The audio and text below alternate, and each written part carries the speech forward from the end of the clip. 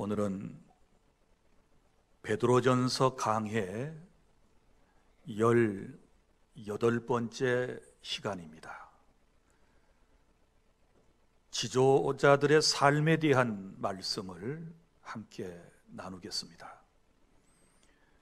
베드로전서는 고난받는 그리스도인들을 위로하고 격려하여 용기를 주는 말씀입니다.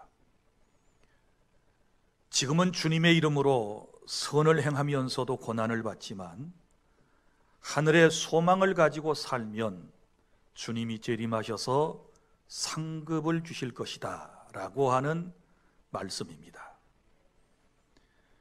오늘 주신 말씀은 주님이 오시기 전 교회 공동체가 건강하게 세워지기를 위해서 특별히 교회 지도자들이 어떻게 살아야 하는지에 대하여 말씀을 하고 있습니다.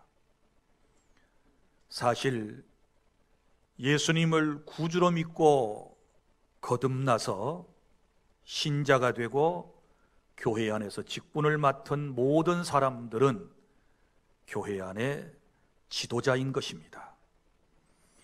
세상 사람들에게는 예수님을 전해서 하나님의 나라로 인도하는 지도자이고, 교회 안에서는 나중 믿는 사람들에게 신앙의 본을 보이는 지도자임을 알고 말과 행동을 조심해서 살아가야 될 줄 믿습니다.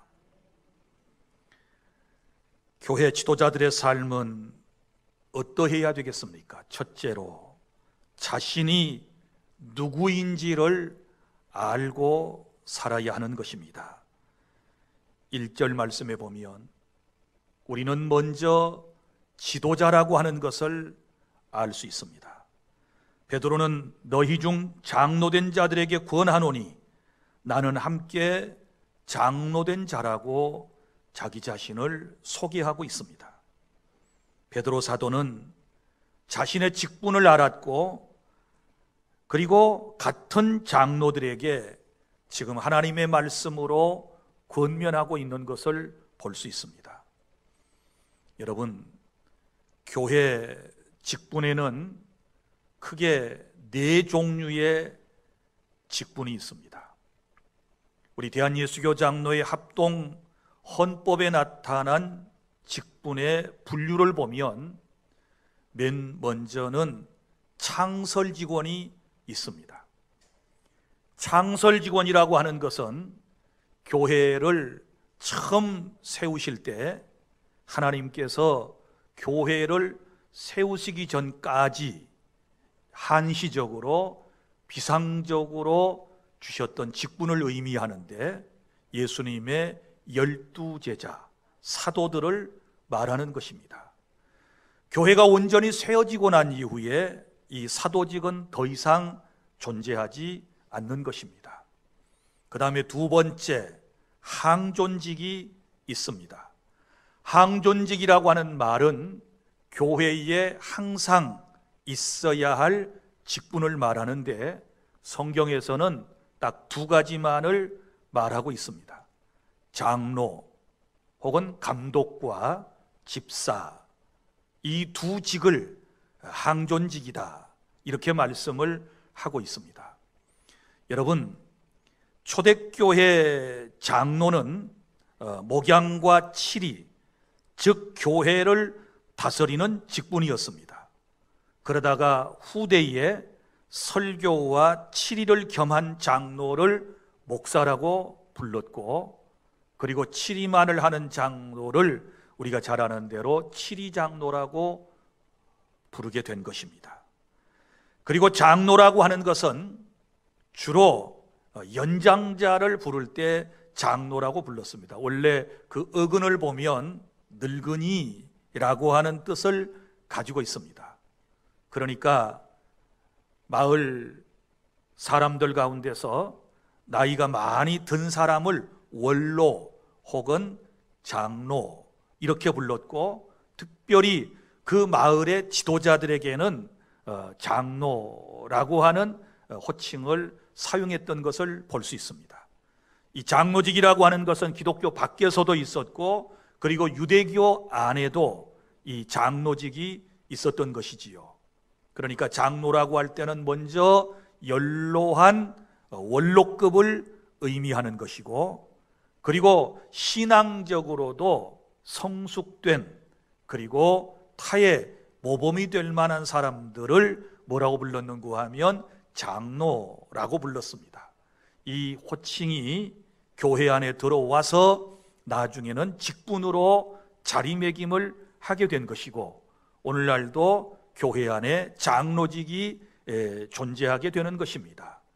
장로는 신약 성경에 보면 지금의 장로와는 조금 다른 모습을 볼 수 있습니다.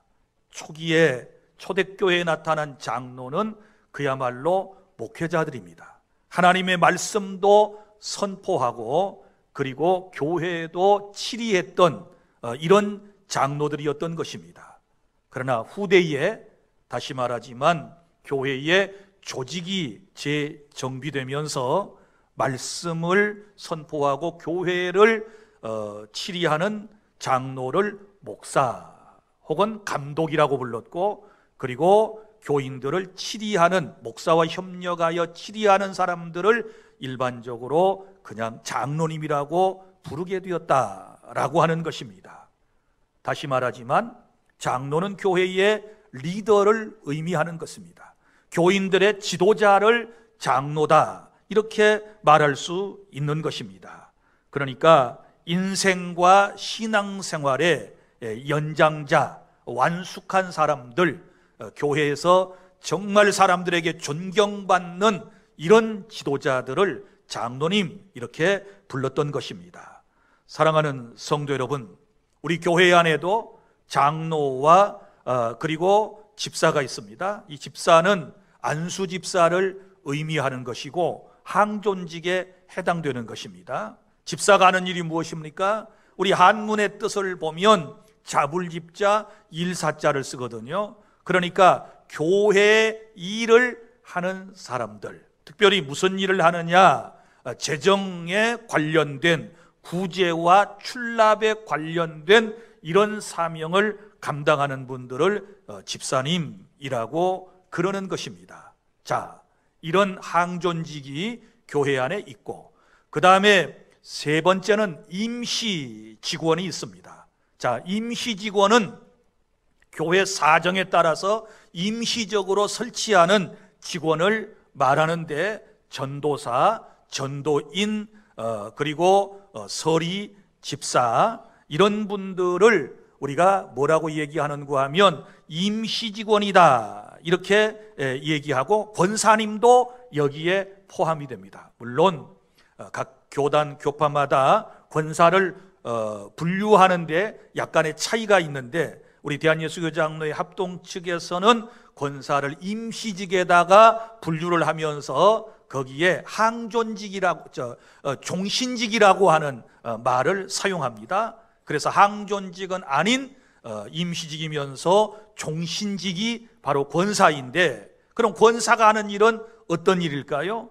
권사는 병환난자를 보살피고 신방하고 구제하고 믿음이 연약한 교우들을 돌보고 이끌어주는 사람을 권사라고 성경, 우리 헌법은 분명히 그가 해야 할 직무에 대하여 명확하게 기술을 하고 있다는 사실을 아셔야 하는 것입니다.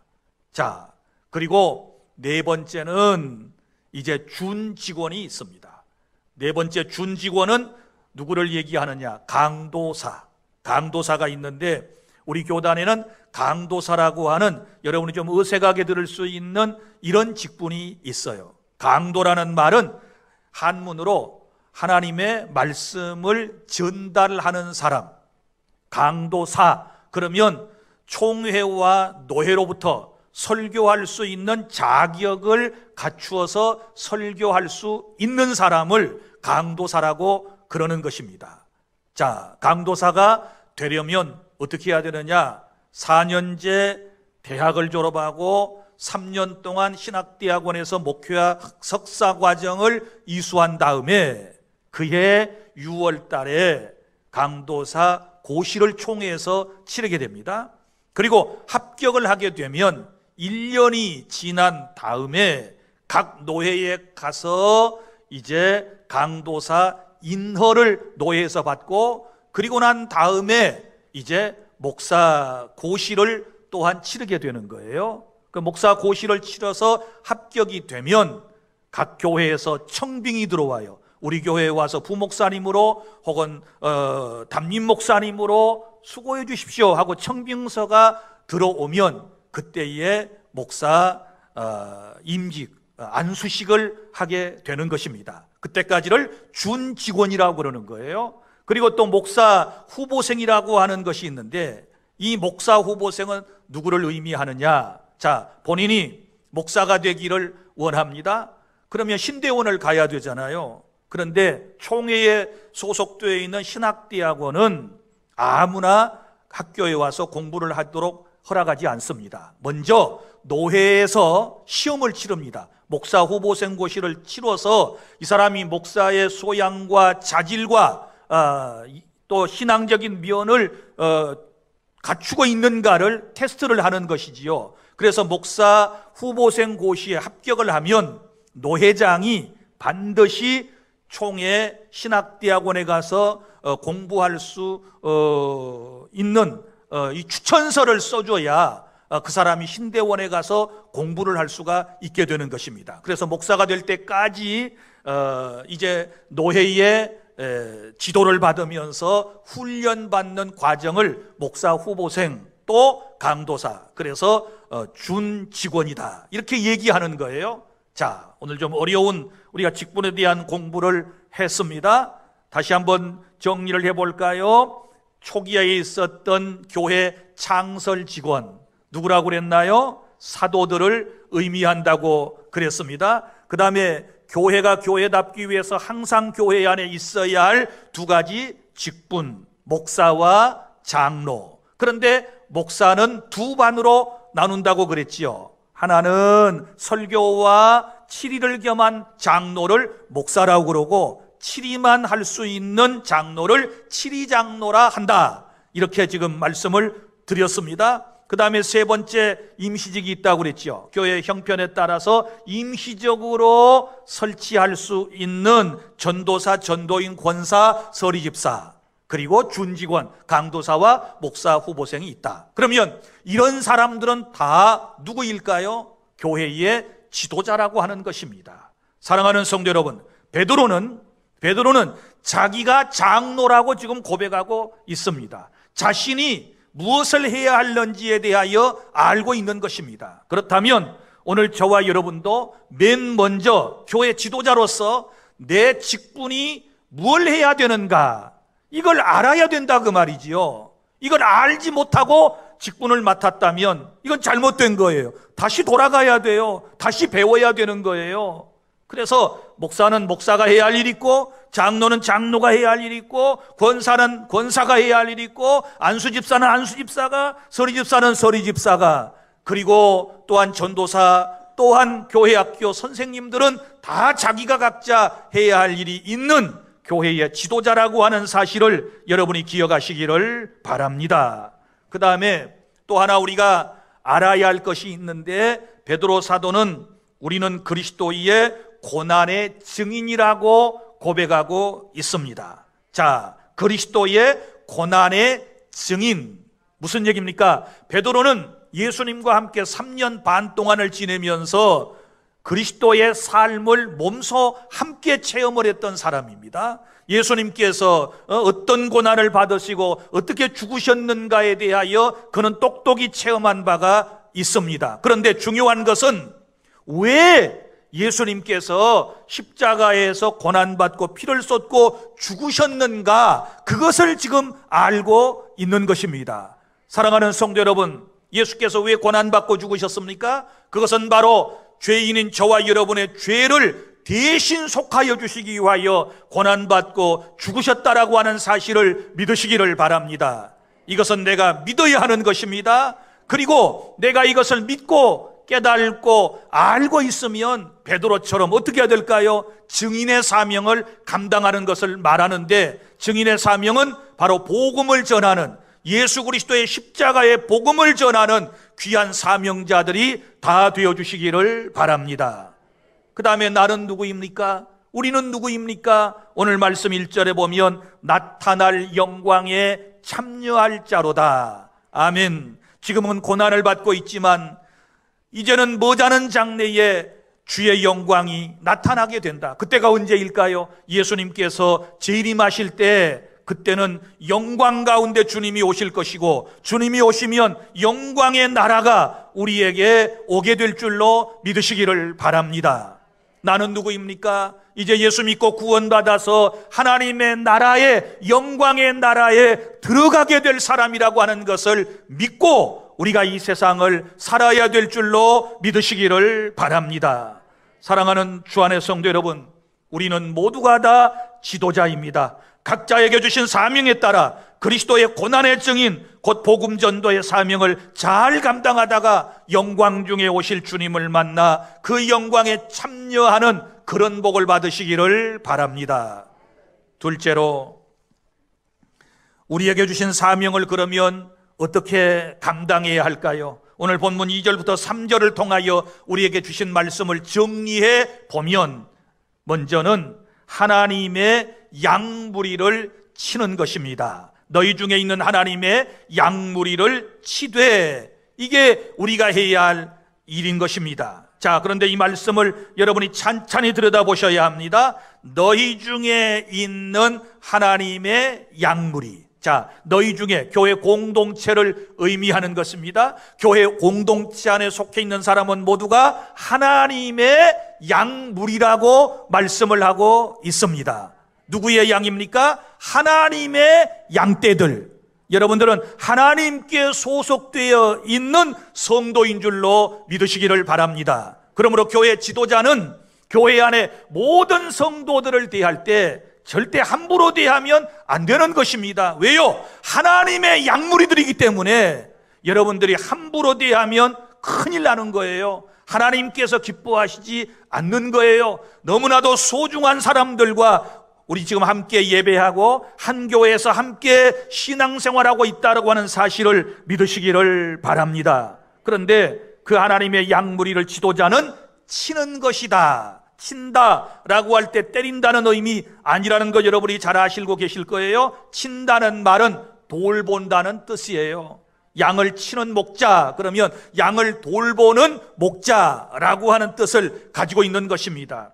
여러분의 지도자라는 사실을 분명히 알고, 그리고 여러분의 직분에 따라서 교회에서 헌신하고 충성하기를 원하신다면, 여러분들 옆에 있는, 여러분 곁에 있는 하나님의 귀한 사람들을 이제부터 돌보아주는 그런 사명을 감당해야 될 줄로 믿으시기를 바랍니다. 여러분이 작은 목자가 되어서 연약한 성도들을 정죄하지 말고 비난하지 말고 잘 보살펴 주실 수 있기를 바랍니다.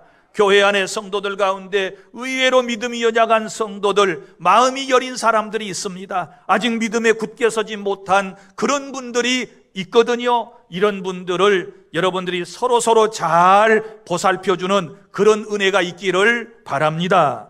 그리고 또한 두 번째는, 우리가 이 사명을 감당할 때 어떻게 해야 됩니까? 억지로 하지 말고 하나님의 뜻을 따라 자원함으로 하라고 2절의 말씀을 하고 있습니다. 자, 먼저 여기 억지로 하지 말고, 억지로 하면 안 돼요. 하나님의 일을 억지로 하면 안 돼요. 일을 할 때에 두 가지 유형의 사람이 있는 것을 볼 수 있습니다. 여기 억지로 하는 사람이 있고 자원함으로 하는 사람이 있습니다. 여러분의 사역은 지금 어떻게 하고 계시는 겁니까? 그리고 또 자기 뜻대로 하는 사람이 있고 하나님의 뜻대로 하는 사람이 있다, 그 말이에요.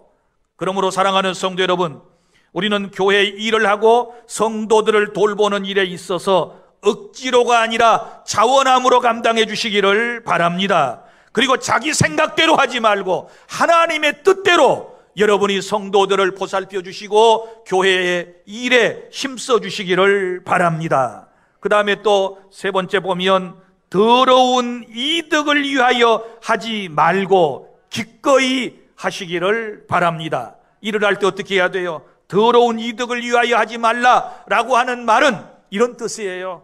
초대교회 때도 그리고 지금도 교회에서 사역을 하는 사람들이 보상을 받습니다. 사례를 받지 않습니까? 초대교회 때도 장로들과 교회 일꾼들은 교회에서 보상을 받았다는 기록이 나오고 있습니다. 자, 자기가 열심히 일해서 하나님께서 보상으로 성도들을 통하여 교회를 통하여 주신 것 받을 수 있습니다. 자, 일한 대가를 하나님께서 주시는 겁니다. 그런데 문제는 뭡니까? 돈을 벌기 위한, 먹고 살기 위한 그런 목적을 가지고 일을 한다거나 남에게 칭찬받고 존경받기 위해서 일을 해서는 안 되는 거예요. 이건 더러운 이득을 위하여 하는 거예요. 이래서는 안 된다고 성경은 우리에게 분명히 말씀을 하고 있습니다. 그럼 어떻게 해야 될까요? 기꺼이 하라. 기꺼이. 이 말은 마땅히 은혜 받은 사람으로서 네 직분이 그런 것이니 기꺼이 감사함으로 행복감을 가지고 이 사명을 감당하라고 우리에게 말씀하고 있는 줄로 믿으시기를 바랍니다. 그리고 또 한 가지 주의할 점이 네 번째 나오지요. 3절에 보면 맡은 자들에게 주장하는 자세를 하지 말고 양무리의 본이 되라. 여기 맡은 자들에게, 이 말은 여러분에게 맡겨진 양떼라고 공동번역 성경에는 번역이 되어 있는데, 여러분이 맡고 있는 학생들이나 제자들 혹은 구역 식구들 혹은 남전도 여전도의 회원들, 교회 안의 모든 공동체를 이제 하나님이 나에게 맡겨주셨다, 이 믿음을 먼저 갖는 것이 중요한 거예요. 목포주안교회 2000여 명의 성도들은 하나님께서 모목사에게 맡겨주셨어요. 저는 그 사실을 믿습니다. 하나님이 맡겨주신 여러분들이에요. 그래서 여러분들과 함께 저는 주님 나라에 이르기까지 이곳에서 말씀을 전하고 말씀을 듣고 은혜를 받고 주님의 백성으로서 우리 함께 살아가야 할 공동체라고 하는 사실을 믿으시기를 바랍니다. 그런데 어떻게 일을 해야 돼요? 주장하는 자세를 하지 말고, 주장한다는 말은 무슨 말일까요? 권세를 가지고 지배하려고 하지 말고, 윽박지르지 말고, 독재하지 말고, 강제로 하지 말고, 자기의 권위를 너무 내세우지 말고 라고 하는 뜻을 가지고 있는 것입니다. 그럼 어떻게 해야 되나요? 양무리의 본이 되라. 믿습니까?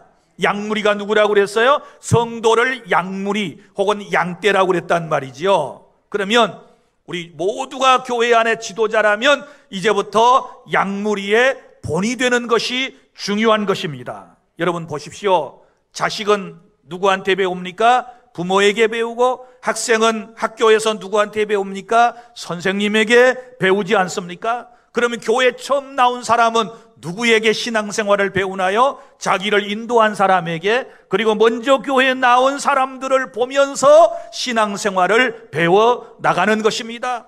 여러분들은 특별히 누구에게 지금 신앙을 배우고 있습니까?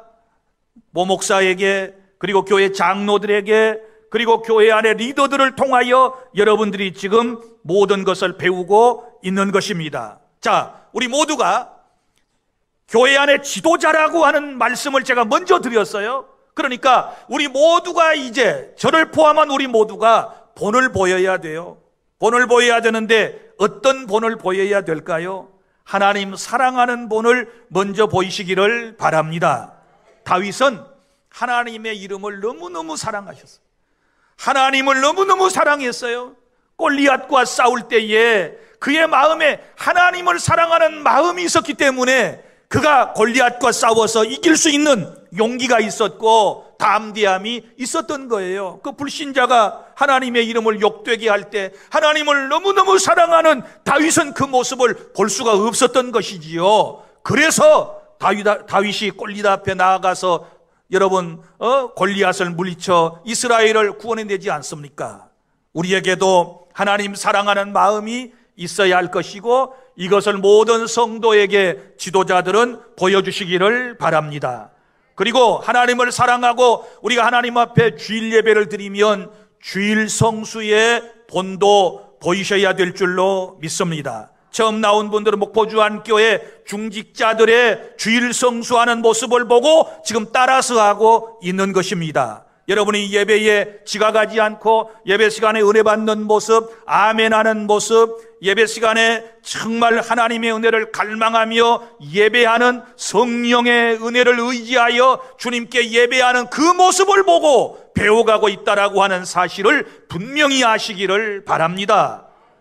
그리고 예배는 목숨을 내걸어야 되죠. 주일 예배는 목숨을 내걸고 하나님 앞에 반드시 지켜야 한다는 사실을, 이것을 여러분이 본을 보여주실 수 있기를 바랍니다. 주일 예배를 하기 위하여 토요일에 어떻게 예배를 준비해야 되는지, 예배에 올 때는 어떤 마음가짐을 가지고 와야 하는지, 이런 모든 것들을 본으로 보여줄 때에 많은 사람들이 여러분을 보고 배우게 될 것입니다. 뿐만 아니라 헌금하는 본도 우리가 보여야 하는 것입니다.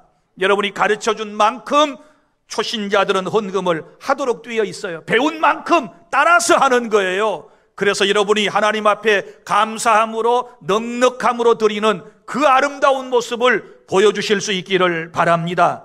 기도하는 본도 보여야 되지 않겠습니까? 항상 하나님 앞에 공예배 시간에 나와서 기도하고, 새벽에도 기도하고, 금요기도회 때도 나와서 기도하고, 감사할 때도 기도하고, 또한 힘들고 어려울 때도 기도하는 이런 모습을 우리 교회 중직자들, 지도자들이 보여야 하는 것입니다. 뿐만 아니라 교회를 사랑하는 본을 보이셔야 합니다. 주의 사역자와 협력하는 그런 본을 보여주셔야 하는 것입니다. 성도들과 교제하는 본도 보이셔야 하는 것입니다. 특별히 은행 심사에 여러분이 본이 되어 주시기를 바랍니다. 교회 안에 먼저 나온 사람들의 이 은행이라고 하는 것은 너무너무 중요한 것입니다. 여러분, 막말을 하는 사람 옆에 가면요, 자기도 모르는 사이에 막말을 하고 있는 것을 볼 수 있어요. 그렇지 않습니까? 점잖지 못한 사람과 늘 함께 있으면 자기도 그 사람 따라서 막 경거망동하게 행동을 하는 것을 볼 수 있지 않습니까? 사랑하는 성도 여러분, 여러분들의 평소의 모습이 예의 바르고 하나님 앞에 경건하고 정말 많은 사람에게 진중해서 인정받고 사랑받는 그런 은행 심사가 되어줄 수 있기를 바랍니다. 그래야 성도들이 보고 배우게 되는 것입니다. 사랑하는 주 안의 성도 여러분, 이제 우리는 하나님의 양물이 곧 성도를 작은 목자로서 잘 보살펴줘야 될 줄 믿습니다. 하나님의 은혜로 주님의 뜻대로 자원하여 주신 사명을 감당해 주시기를 바랍니다. 주의 일을 할 때에 이 세상에서 칭찬과 보상을 기대하지 말고 기쁨으로 사명을 잘 감당해 주시기를 바랍니다. 모든 성도들을 대할 때에 직분과 신앙의 연조를 가지고 자신을 내세워 주장하는 자세가 아니라 이제는 본을 보이는 저와 여러분 모두가 되어 주시기를 바랍니다. 그리고 셋째로 마지막 4절, 우리가 주신 사명을 잘 감당했을 때 하나님께서 우리에게 주실 보상이 있는 것입니다. 먼저는 목자장이신 예수님이 나타나실 때가 있다. 4절, 그리하면 목자장이 나타나실 때에, 이렇게 말씀을 했습니다. 목자장이 누구일까요? 예수님을 말씀하는 것입니다. 요한복음 10장에서 나는 선한 목자다, 이렇게 말씀을 하셨어요. 그럼 목자장이 있고 우리는 누구일까요? 작은 목자인 것입니다. 작은 지도자인 줄로 믿으시기를 바랍니다. 그런데 나타나신다, 이 말은 주님이 약속하신 대로 분명히 다시 오실 줄로 믿으시기를 바랍니다. 이것을 재림이라고 그럽니다. 주님은 재림하실 것입니다. 여러분 보세요. 초대교회 때 정말 그리스도인들이 엄청난 박해를 받고요, 사회적으로 너무너무 힘든 삶을 살아갔습니다. 그런데 그분들이 어떻게 그 모든 고난을 이겨낸 줄 아세요? 그것은 다른 것이 아니라 예수님이 다시 오신다, 주님이 다시 오시면 내 모든 것들을 주님이 기억하시고 보상해 주실 거다라고 하는 이 확신을 가지고 주님을 기다리며 어려운 나날들을 승리하게 되었음을 믿으시기를 바랍니다. 초대교회 신자들의 인사말이 뭔지 여러분 잘 아시지요? 마라나타. 마라나타라고 하는 말은 아람어입니다. 아람어, 주께서 오십니다, 주님 오십시오 라고 하는 뜻이 마라나타예요. 아람어입니다. 아람어가 어떤 말입니까? 예수님 당시에 이스라엘 전역에서 일상적으로 사용되었던 언어를 아람어라고 그래요. 아람어. 그러니까 예수님도 아람어로 대부분 설교하셨고요, 아람어로 말씀을 하셨습니다. 그리고 또 그 당시 사람들은 무슨 말을 썼을까요? 히브리어를 썼습니다. 자신들의 조상의 언어를 썼습니다. 그리고 또 어떤 언어를 썼을까요? 그들은 헬라어를 썼습니다. 지금은 로마 제국 시대였지만 그 전에 헬라 제국이 이스라엘을 통치할 때였기 때문에 헬레니즘 영향을 받아가지고 이스라엘 사람들도 헬라어를 사용했습니다. 헬라가 망한 다음에 로마 제국이 들어섰습니다. 로마 제국이 이스라엘을 통치합니다. 그래서 그때부터 로마어, 곧 라틴어를 사용하게 된 것입니다. 그래서 그때 당시 사람들은 적어도 조금 식자층이라면 4개국어를 할 수 있었습니다. 아람어, 히브리어, 헬라어, 라틴어, 로마말. 자, 그런데 그들이 모두 다 마라나타, 크리스찬이라면 마라나타, 주님이 오십니다. 지금 힘들고 어렵지만 주님이 곧 오십니다. 그때까지 참고 인내합시다. 그러면서 모든 고난을 그들은 이겨낼 수가 있었던 것입니다. 사랑하는 주 안의 성도 여러분, 지금도 여전히 여러분의 삶이 힘들고 어려운 줄로 압니다. 이럴 때 우리가 어떻게 이 엄청난 고난을 이겨낼 수 있을까요? 다시 오실 주님을 바라보는 대망으로 우리가 이 어려움을 극복해내야 될 줄로 믿으시기를 바랍니다. 여러분, 좋은 날은 올 것입니다. 우리 주님은 곧 오실 것입니다. 이 믿음을 여러분이 가지실 수 있기를 바랍니다. 두 번째, 주님이 오시면 보상해 주는 것이 있다고 여기 베드로를 통하여 우리에게 말씀을 하시는데 무슨 말씀입니까? 목자장이 나타나실 때에 시들지 아니하는 영광의 관을 얻으리라. 할렐루야. 세상에서 다른 박질을 잘해가지고 승리하면 월계수를 씌워줍니다. 이건 식물로 된 것이기 때문에 시간이 되면 이건 말라버리게 될 것입니다. 그러나 우리 주님이 우리에게 씌워주실 이 관은 생명의 관인데 오늘 말씀에 시들지 아니한다, 이렇게 말씀을 하고 있습니다. 사랑하는 여러분, 고난의 현장에서 잘 믿음으로 살아가십시오. 어떤 어려움도 인내하며 주님을 바라보며 살아가시기를 바랍니다. 그러면 주님은 다시 오실 것이고, 다시 오신 주님은 저와 여러분들에게 생명의 관을 씌워주시고 우리에게 잘했다고 칭찬하시고 저와 여러분을 주님의 품 안에 안아서 영광의 나라, 하나님의 나라로 인도해 주신다라고 하는 사실을 믿으시기를 바랍니다. 이 믿음을 가지고 우리는 살아야 될 줄로 믿습니다. 마라나타, 주 예수여 오시옵소서. 마라나타, 주님이 오십니다. 이때까지 참고 꼭 승리하는 저와 여러분이 될 수 있기를 바랍니다. 이제 말씀을 맺습니다. 사랑하는 주 안의 성도 여러분, 우리는 모두 교회 안의 지도자이고 또 세상에 나가서도 우리는 지도자로서의 삶을 살아야 하는 것입니다. 그리고 우리의 죄를 대신하여 십자가에서 죽으신 그리스도의 고난을 알고 체험한 우리는 고난의 증인들입니다. 그래서 고난받고 죽으신 예수님을 다른 사람에게 증거해 주시기를 바랍니다. 그리고 다시 오실 주님을 만나 영광의 자리에 참여할 그리스도인으로서 교회 안의 성도들, 특별히 믿음이 연약한 교우들을 잘 보살펴 주시기를 바랍니다. 그리고 주님의 일을 할 때는 억지로 하지 말고 자원해서 감당해 주시고 자기 뜻이 아닌 하나님의 뜻대로 무슨 이득이나 보상을 기대하지 말고 감사함으로 감당해 주시기를 바랍니다. 먼저 믿었고 직분을 가졌다고 우쭐대지 말고 이제는 본이 되어 주시기를 바랍니다. 그리하면 주님이 다시 오셔서 시들지 않는